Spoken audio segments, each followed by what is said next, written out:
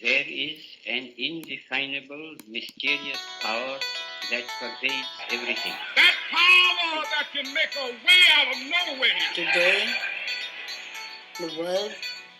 in the world, there's so much suffering because of that one of prayer. Welcome to the main event. Welcome everybody to the Prayer Revolution. Thanks for being here. My name's Doyal, and I'm here with my good friend Vira, and we are tuning in live to say a daily prayer as well as discuss bringing the mood of prayer into our everyday life. We are welcoming all of our live Zoom and Instagram audience members. Thank you guys so much for being here. We look forward to seeing you here every day. And if you're listening out there in podcast land, we are also glad that you're here. Thank you so much. How you doing this morning, Veer? How was your walk? How was your daily walk today to the office and to the prayer this morning? How was it? It was great. Went on a walk with Radna Swami this morning, and super sweet to be able to be with him on a lecture on YouTube. YouTube. And to be able to listen to his words, beautiful words, so relevant, and a conversation between him and Dr. Cornel West. Such an amazing dialogue that they have, East meets West, and they just share such a beautiful soul brother love. And right when I clicked off of the lecture, that's what Radna Swami said. He said, I feel like you're my soul brother. And I was like, man, that's how I feel about Doyal. I feel like Doyal is my soul brother. I'm your soul brother. Yeah. Here and always.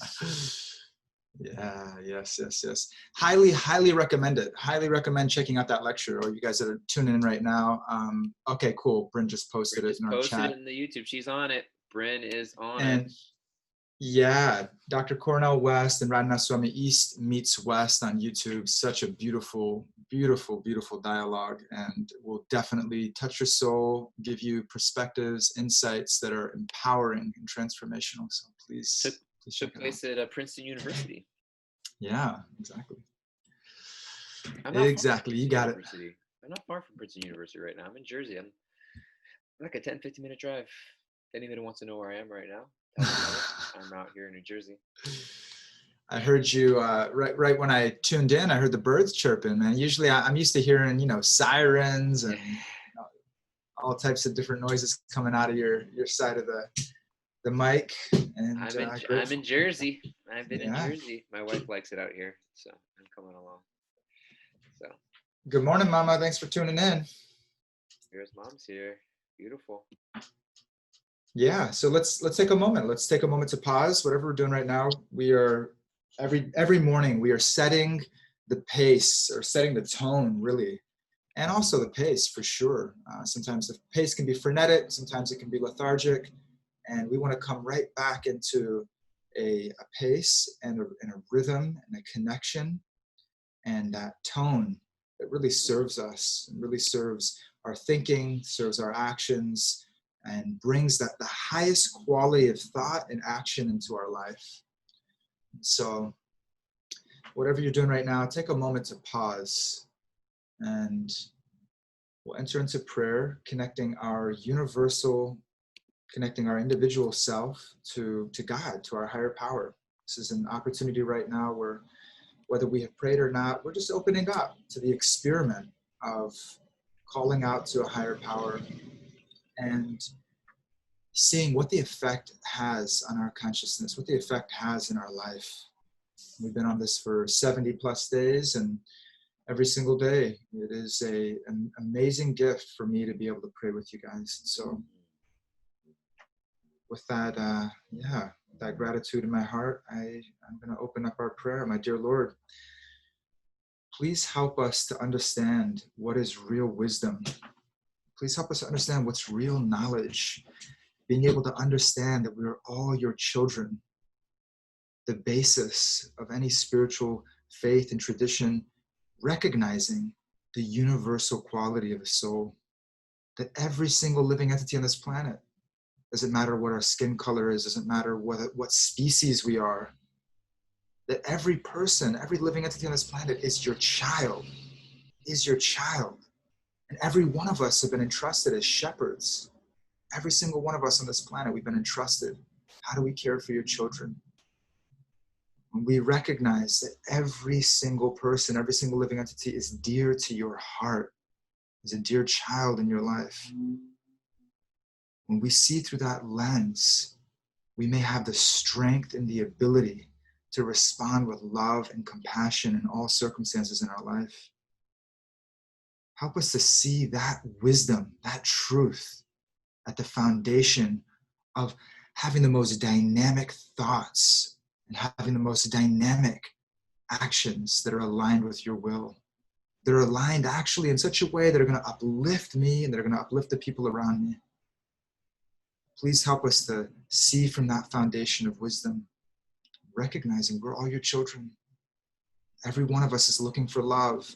And when we don't experience love, when we feel that disconnection, or we experience the tragedies, we experience the heartbreaks, and we experience the oppressions, then we call out. You hear those voices scream louder. In so many different ways, those voices scream louder. Help us to call out to you in those circumstances. Help us to call out to you when we're feeling disconnected. Please give us the strength. Please give us the vision to be able to respond in our life with compassion.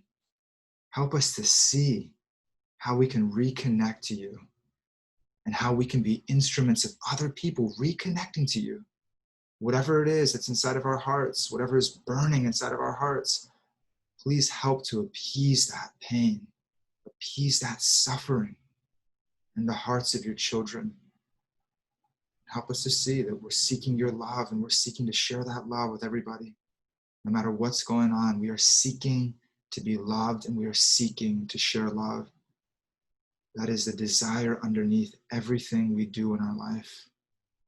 Help us to recognize that. Help us to respond with that wisdom and with that knowledge. You've entrusted us. You've entrusted us with the people you've put into our life to be an example, to change our own hearts, to make ourselves receptacles of your love, and be able to share that with everybody we come into contact with. My Lord, today, please give us that clarity. Please give us that soul wisdom to see our brothers and sisters and to extend ourselves in loving compassion, to serve in loving compassion, to love others in compassion. We call out your names every single day, in closing our prayers. You're none different from your names. And in this age, so much quarrel, so much hypocrisy. In this age, it can be so challenging to actually feel that connection with you. So you make it so easy for us, just by singing your name, just by calling out your name, that you're with us right now. You're with us in our prayer. Hare Krishna, Krishna Krishna, Hare Hare, Hare Rama, Rama Rama, Hare Hare.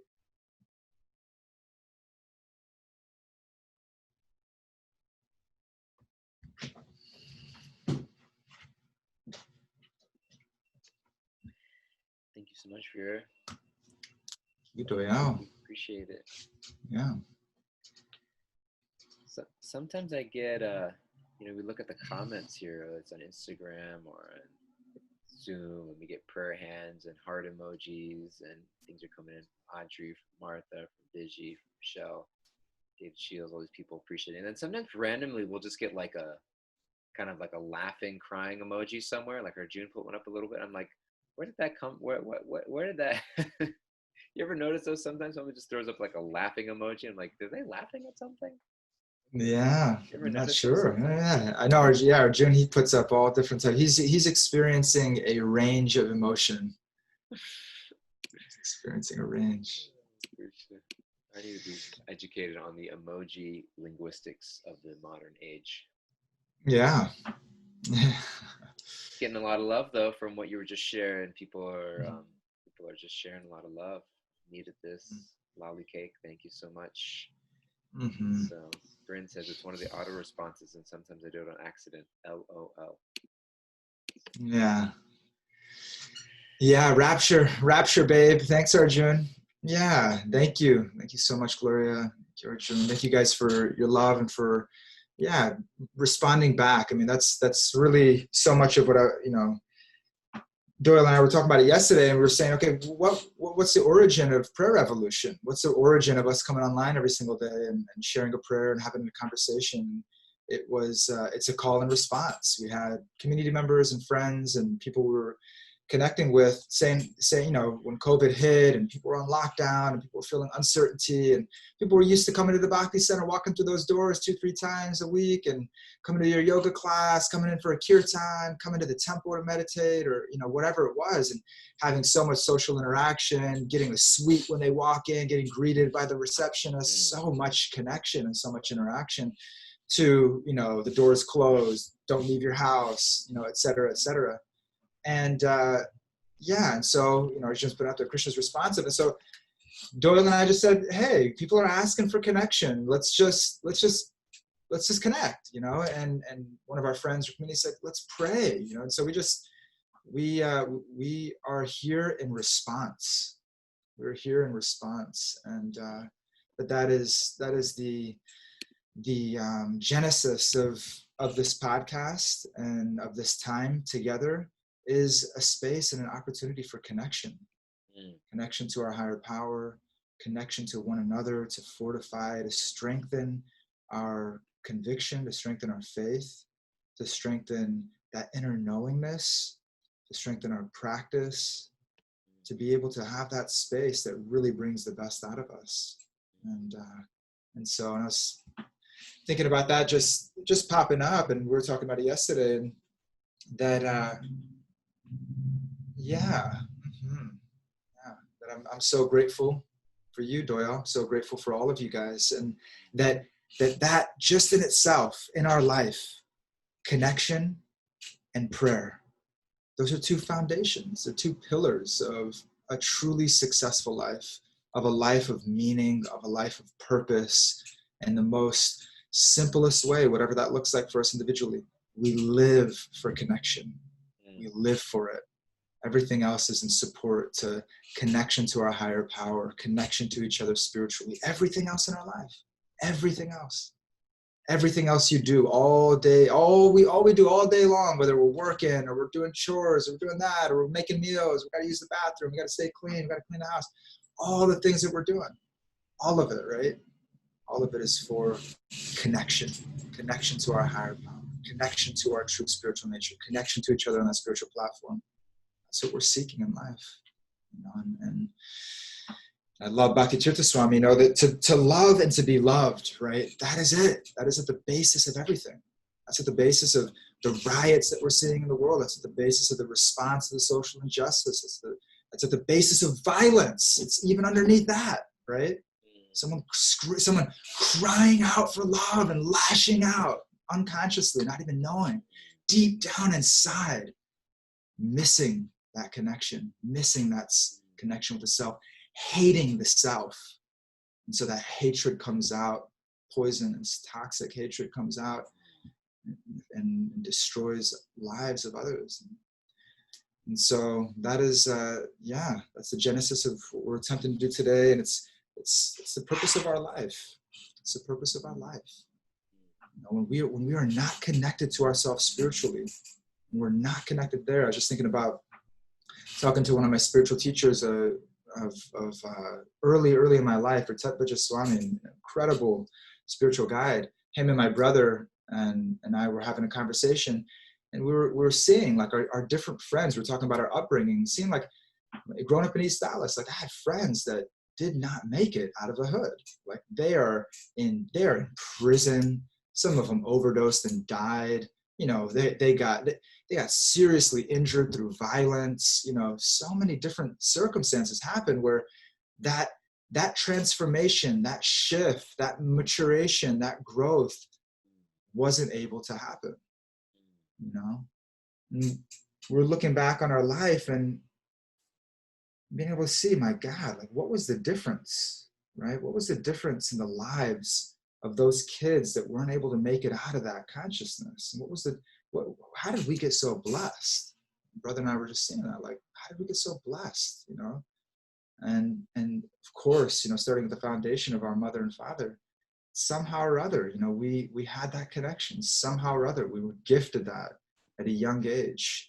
We were gifted teachers, we were gifted friends, we were gifted, you know, people in our lives that helped us to connect to that love, that helped us to feel that we were loved and to understand that as a direction that we want to take in our life. That we want to seek out those truly loving relationships, and we want to give our life to that and much more. And it's never too late for any person, anyone on the planet. It's never too late, you know, to be able to redirect, to be able to move toward that light, to move toward that love. It's never too late for us at any moment in our life.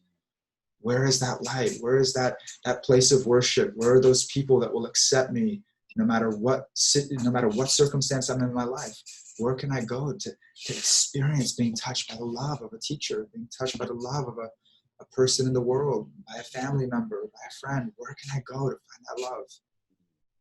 When we find that healing balm on our burning hearts, make that, you know, the basis, the foundation, and the direction in our life. Mm-hmm. Beautiful. You had your mom. She had her hand up for a little while. I don't know if she still has her hand up or not, but I think she was looking to say something. But I was appreciating that. Yeah, I think that blessings come from the guides and the teachers that we have in our lives, and those people that bring us up. And it's I think it's available for a lot of us. I think also there's an ability to recognize that, to take advantage of it. You know, sometimes life rafts are thrown out to us, but we don't recognize them, or we think that they should look a little different. You know, Mm-hmm. this life jacket should be a different color. You know, Mm-hmm. I'm drowning in an ocean, but this life jacket should be a different color. You know, Mm-hmm. and so we don't recognize it, we don't accept it. So Mm-hmm. I think that's one that you're talking about, you and your brother. I think that something I've always appreciated about you, Vera, is that you're a person who knows how to accept love in your life. I think a lot of us struggle with that, of learning not only, you know, looking for love, but how to accept love in our life, um, when it comes, um, and not to make how to not allow that to make us arrogant, but just make us grateful. You know, there's Mm-hmm. love coming into my life. Let me accept that, because I think a lot of us struggle. You're saying to love and be loved. You know, we have a desire to love, and we have a desire to be loved, but we also have um, we also struggle to accept love when it comes into our lives. Mm-hmm. So I think that's a big part of the equation. You know. Mm-hmm. Mm-hmm. Absolutely. Yeah, it's a give and take for sure, or it's a give and receive. You know, to give and receive, and absolutely, there's so much conditioning that blocks us. It's one of the most painful things I see. It's practically with every person that I connect with in my life, whether it's in a professional forum of coaching or counseling, or it's, you know, as friends. Every person I connect with, just, we all have our stuff. You know, we all have our stuff. We all have our conditioning. We all have somehow a belief that's the antithesis of our soul, that's the antithesis of our pure consciousness, the antithesis of our heart's desire to give and receive love. Somehow or other, you know, we have that conditioning. It's unconscious, you know, comes, according to the Vedas, from many lifetimes, not just this lifetime, not just this childhood that we've been in, but this life that we're in it's a microcosm of our entire existence. Mm. And that conditioning, it's caking over the layers over our heart. You know, that is what our thoughts and our actions are filtering through that. And whatever trauma we've experienced, whatever weeds are there inside of the heart, that's what we're experiencing in the world, right? Radhanath Swami talking about the ecology of the heart. We look at this, the state of the world, it's the ecology of our collective heart. You know, blocked arteries in the heart, and toxicity, and so much toxicity built up in this the body, the universal body of this world. So much toxicity that's been built up inside of human conscience. And we see the state of the world. We see greed, we see arrogance, we see pride, we see cheating, we see stealing, and we see violence, and we see whatever it may be, right? We see the lack of leadership and the lack of shelter in our leaders. And where's that coming from? We take it all back. We take it all back to the individual human heart and conscience. And if that's not getting cleaned out, if we're not going through a process of purification and transformation of our own conscience, of our own hearts, then we're not going to see that change. We're not going to see the beautiful love and vision for our lives manifest. So absolutely, when we come back, and that's Chaitanya Mahaprabhu, the great saint and avatar of Lord Krishna, said right now in this day and age, he said, okay, there's so much challenge, there's so much difficulty in this age, there's so much challenge, there's so much difficulty. How do we come back into that pure consciousness? How do we come back into that experience of being ready to receive love and being ready to give love in every single moment of our life? How do we come back into that consciousness? Chanting the holy names of God, by sincerely calling out in prayer, by sincerely calling out from our hearts the divine names of the Lord. Doesn't matter what faith, background, tradition, but the sincere calling of our hearts and our souls out to God. That sincere calling transforms our consciousness. And when we bring that calling into every moment of our life, and we bring that calling into every thought that we have, every action that we have, gradually more and more, we bring that consciousness into every moment of our life, we experience that transformation. We experience the transformation of our heart, the ability to receive that love, the ability to respond with love, which is what every single one of us, it is the undercurrent of every human being's movement in life, every thought and every action. Beautiful. Your mama wrote to us on the chat board that association of God conscious persons is most important for progress on the path back to our eternal home. And so it's how do we learn to accept love in our lives is that we hang around people who know how to accept love in their lives. You got it, did you? Yeah. That's why I love hanging out with you. Brian said, that's why I'm so grateful to daily Sangha. Me too, Brian. That's why I love hanging out with you guys. That's why I love hanging out. Not just Brian Egan, but Brian Nume also. We got Brian squared on here. So grateful. Every time I feel the same way, Doyle. David Shields, writing something on Instagram, Gloria. So many people that are expressing their appreciation and expressing their own insights, and we're having a conversation and praying that it touches a part of them, and they share that. Feel the same way. That's why I'm here, and the Sangha is powerful. I'm so grateful. We have our little Sangha in our house right now. We do a little kirtan each morning and each evening with the babies, and they're getting, they're starting to clap, and they're starting to get it down, get their. I must say that little Vira, he's got quite some rhythm. I'm very impressed. Yeah. Next pandemic, I'm quarantining at your house. Shama's baking something every single day. She's baking muffins and cornbread and all types of goodies.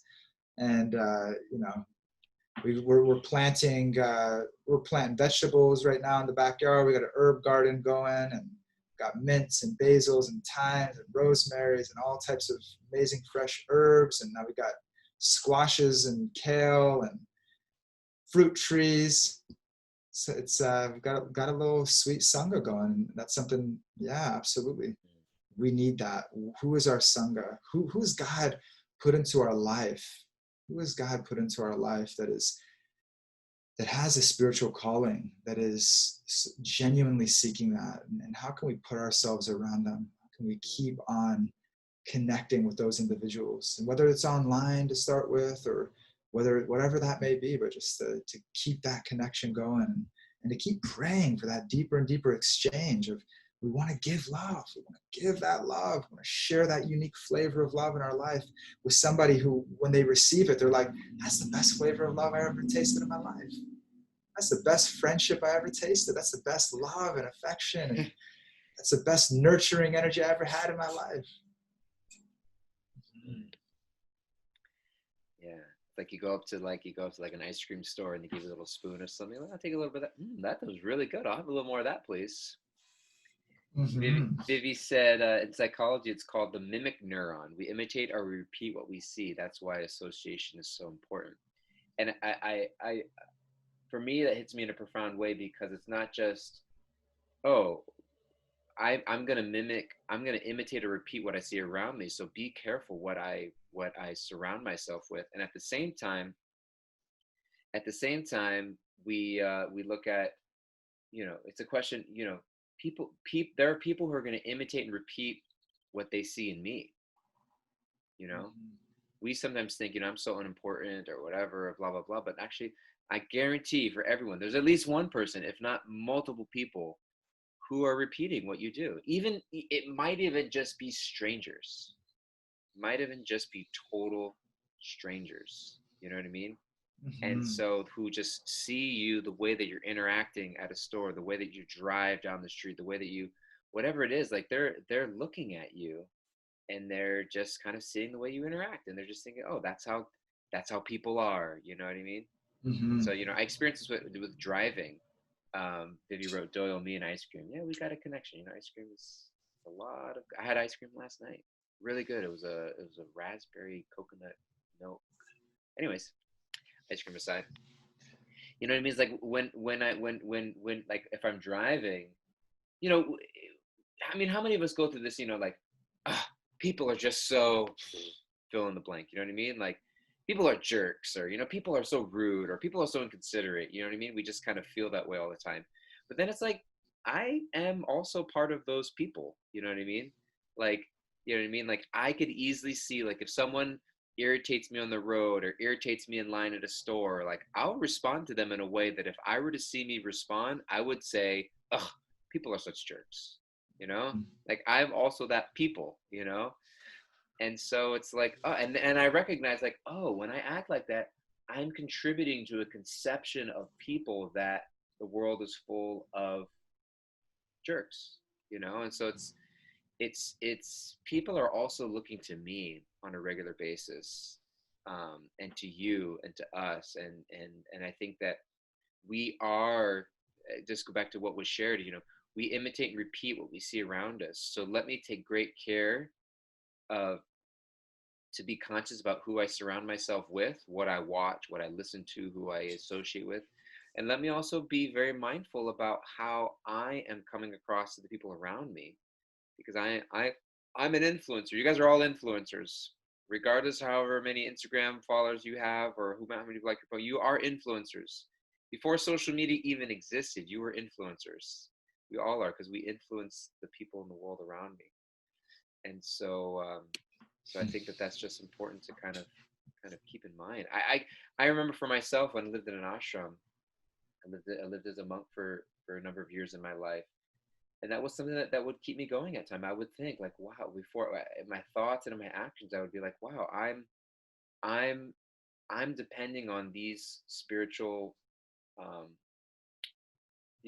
comrades, so to speak, to lift me up and inspire me. They inspire me by who they are, and at the same time, I know that I'm a part of that for them.